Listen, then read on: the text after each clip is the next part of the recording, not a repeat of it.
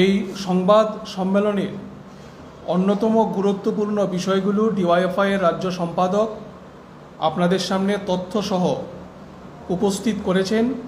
আমি তার বাইরে এই বেকারত্বের ইস্যুতে রাজ্য সরকারের যে কয়েকটি প্রবণতা, এই প্রবণতার কয়েকটি দিক আপনাদের সামনে তুলে ধরতে চাই। প্রথমত যে বিষয়টা আমরা উল্লেখ করব, যে ভয়াবহ বন্যার রেশ কাটিয়ে আমাদের রাজ্যের জনজীবন কিছুটা হলেও স্বাভাবিক হচ্ছে। আমরা দায়িত্বশীল যুব সংগঠন হিসাবে ডিওয়াইএফআই এবং টিওয়াইএফ এই সময়টাতে রাজনীতির রুটি আমরা সেঁকতে চাইনি।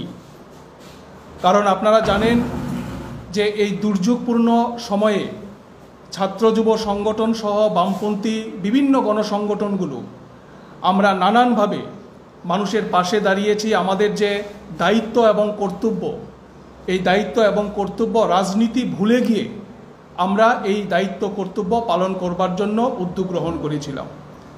কিন্তু এই সময় আমাদের মনে হয়েছে আমাদের রাজ্যে যে বেকারত্বের ভয়াবহ সংকট, এই সম্পর্কে রাজ্যবাসীকে সচেতন করে খুব দ্রুত আমাদের রাস্তায় নামা প্রয়োজন।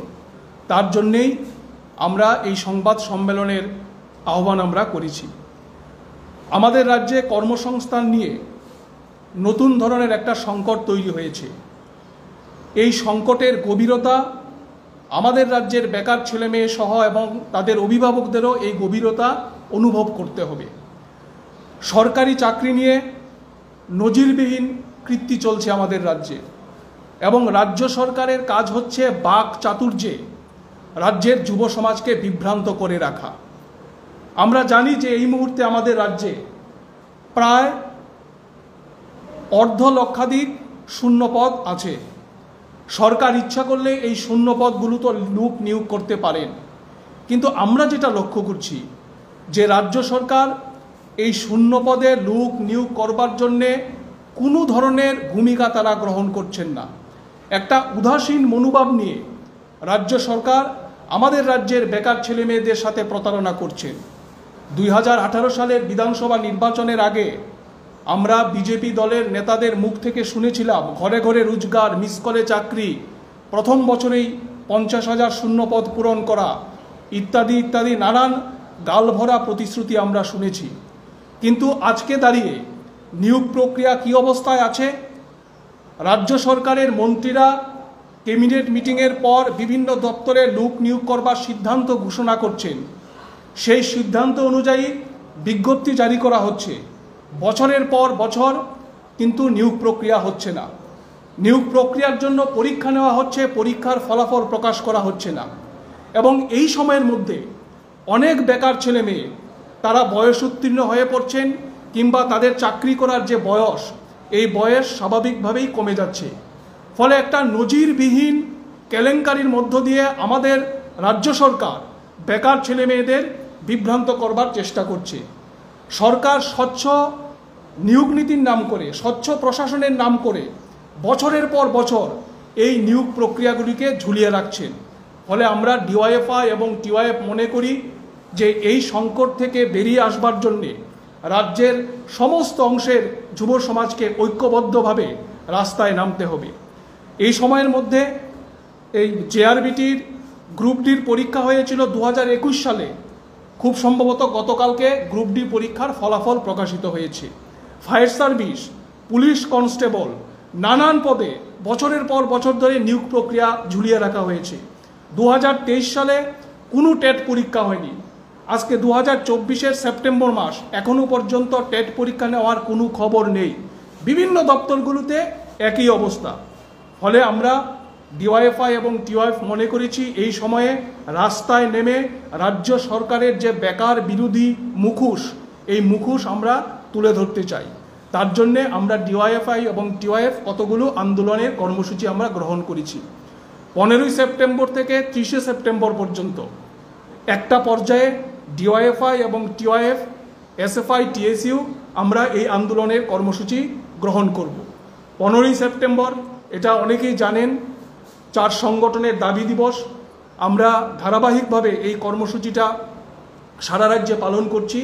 আগামী 15ই সেপ্টেম্বর সবার জন্য কাজ, সবার জন্য শিক্ষার দাবিতে আগরতলা শহরে আমরা বিকাল 3টায় মিছিল এবং সভা সংগঠিত করব 4টি বামপন্থী ছাত্র যুব সংগঠনের আহ্বানে। অনুরূপভাবে আমাদের প্রতিটা বিভাগে এই ধরনের কর্মসূচি হবে, যেখানে যেরকম পরিস্থিতি, এই পরিস্থিতির মধ্যে দাঁড়িয়েই আমরা রাস্তায় নেমে আমাদের যে দাবি দিবসের কর্মসূচি, এই কর্মসূচি আমরা পালন করব। 20 এবং 21শে সেপ্টেম্বর এই 2 দিন ব্যাপী আমাদের রাজ্যের 8টি জেলার 8 জন যে ডিএম, এই ডিএমের নিকট ডিওয়াইএফআই এবং টিওয়াইএফ আমরা ডেপুটেশন প্রদান করব রাজ্য সরকারের উদ্দেশ্যে।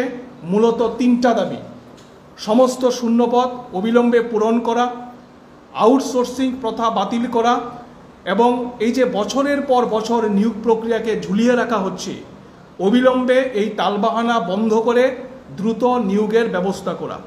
এই 3টি দাবি নিয়ে আমরা 20 এবং 21শে সেপ্টেম্বর 8 জন জেলা শাসকের নিকট আমরা গণডেপুটেশন প্রদান করব রাজ্য সরকারের উদ্দেশ্যে।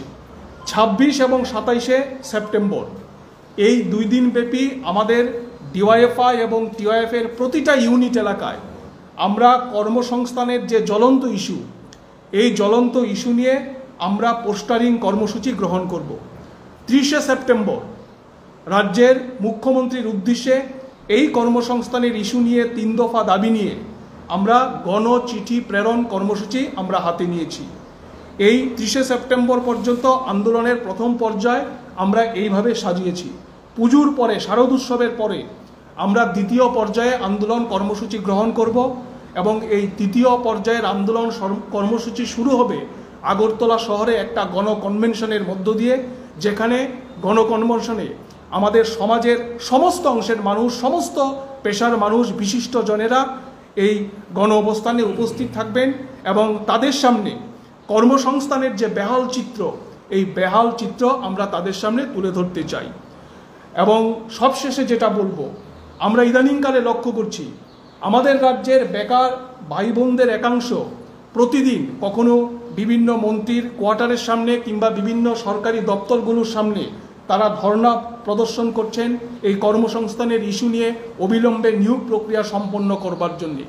অনেকেই হাত জোর করে মুখ্যমন্ত্রীর উদ্দেশ্যে মানবিক আবেদন করছেন, কিন্তু আমরা ডিওয়াইএফআই টিওয়াইএফ সচেতনভাবে এটা বলতে চাই যে সরকারের কোনো মানবিক মুখ নেই। এই সরকার হচ্ছে বেকার বিরোধী সরকার। ফলে হাত জোর করে যারা দাবি করছেন, এই দাবির পরিবর্তে রাস্তায় নামুন, ঐক্যবদ্ধ হন। দাবি আদায়ের জন্য ছিনিয়ে আনবার মতো যে আন্দোলন, দাবি ছিনিয়ে আনবার মতো এই আন্দোলনে সবাইকে সামিল হতে হবে। এটা রাজনীতির বিষয় না, ঐক্যবদ্ধভাবে আমরা সেই লড়াইয়ে সামিল হতে চাই এবং ডিওয়াইএফআই টিওয়াইএফের আহ্বান হচ্ছে এই লড়াইয়ে সর্বস্তরের মানুষ আপনারা সামিল হবেন। সাম্প্রদায়িকতার ইস্যুকে হাতিয়ার করে এখন আমাদের রাজ্যের মানুষের মনটাকে ঘুরিয়ে দেওয়ার চেষ্টা করা হচ্ছে। আমরা বামপন্থী প্রগতিশীল যুব সংগঠন হিসাবে মনে করি যে সবার উপরে মানুষ সত্য, তাহার উপরে নাই। আমাদের কাছে মানুষই হচ্ছে আসল কথা।